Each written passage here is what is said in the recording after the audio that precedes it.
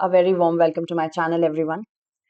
By the end of the entire preparatory session that you take for about a year and a half, the upcoming prelims makes you doubt yourself. Am I really worth the upcoming prelims or not? Should I skip this year's prelims and prepare for the next? These kind of questions are very reflective in nature, very true for every aspirant. If you're a serious aspirant, I'm sure you must be having doubts every third day. Are you prepared enough? Do you actually know what does this exam want or not? So in this particular video, which is going to be pretty short, I'm going to answer this very important question that takes a toll on your mental health, that are you really prepared or not? So first of all, we are going to talk about the students who should skip prelims, who are not prepared for prelims, and if they are going to attempt it, they will be ending up heartbroken. This exam is just an exam, trust me. But eventually, when you are all in for anything and you don't get selected, it's going to give a big jolt to your confidence. So, anybody who has entirely skipped the NCRTs, please do not think about giving this year's exam. This is one basic rule for every preparation. Like you have to prepare with the help of NCRTs in the initial phase.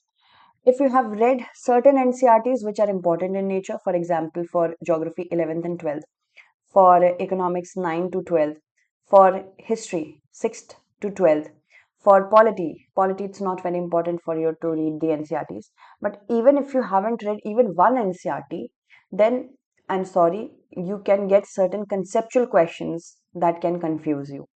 So NCRTs have cost many of my knowns, they have skipped it, many of my knowns good amount of their career and a good amount of their years in preparation. Once they started reading NCRTs, they were selected in various examinations. So this is a one basic rule that you must know about NCRTs.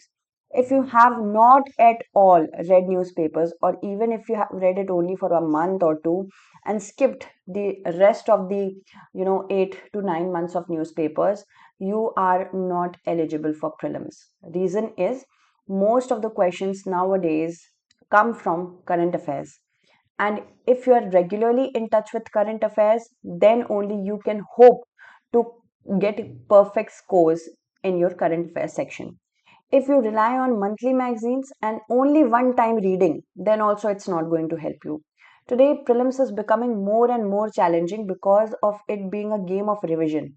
If you keep your sources limited, if you have revised properly, at least 2 to 3 times you have done your revision, then I can assure you, you can definitely give this examination with some hopes of getting selected for prelims examination. If you have not attempted at least 10 to 15 mock tests by the end of May, okay, by the end of May, I am saying, because exam is now in June. That is why I'm saying by the end of May, if you have not attempted at least these many mock tests, then please try to attempt at least these ones and then only move forward. If you haven't revised at least twice, another very basic rule, as I always tell you, please keep your content limited. I know you are bombarded with so many things right now in the market. Every other coaching institute has its own magazine. You must be questioning their integrity, their quality, and everything else. But if you stick with anyone current affairs magazine, if you have read your current affairs every day and just revise from that current affairs magazine by the end of the month, and you are a consistent current affairs frantic, then you can definitely go for this examination. Now, even if after not doing any one of this, if you miraculously do crack prelims, I assure you, you will not crack mains. This exam is for the respectful. That means you have respected this examination for the entire year. So if you have no strategy for mains, if you haven't even read your optional ones, if you have just selected your optional, or you think that I will select the optional after cracking pre, you do not have any strategy for answer writing. You do not know what the syllabus for mains is. Mains is easier compared to prelims nowadays. Reason being, it has a defined syllabus and you have to do answer writing practice. And if you are in touch with current affairs, you are able to produce the current affairs on paper with a structured answer writing pattern, then you can be helped. But if you do not know your optional or you haven't started with it, then Even if you crack prelims, you will not be able to crack mains, and that is going to cost you.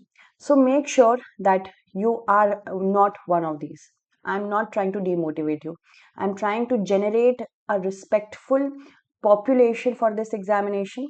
Most of the population is now dependent on crisp, hot, and spicy chaat masala content. That is not, I am not in favor of that. English medium students specifically, I have seen they are very content oriented, presentation oriented. That is why I am accepting those kind of people to be careful for prelims. Now, who should attempt prelims? They have read and revised NCRTs at least twice by May. This is one requirement. Revise standard books multiple times, at least 2 to 3 times. This is also one important requirement. You have consistently read newspapers. You have skipped like 2 to 3 times newspapers in a month. That is acceptable. Even 4 days is acceptable. But if you are consistently in touch with your newspapers for at least 8 to 12 months, then you can definitely go for this examination.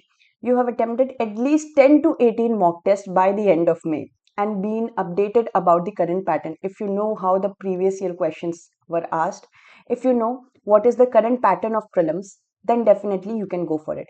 You have also read your optional at least once and revised it at least once.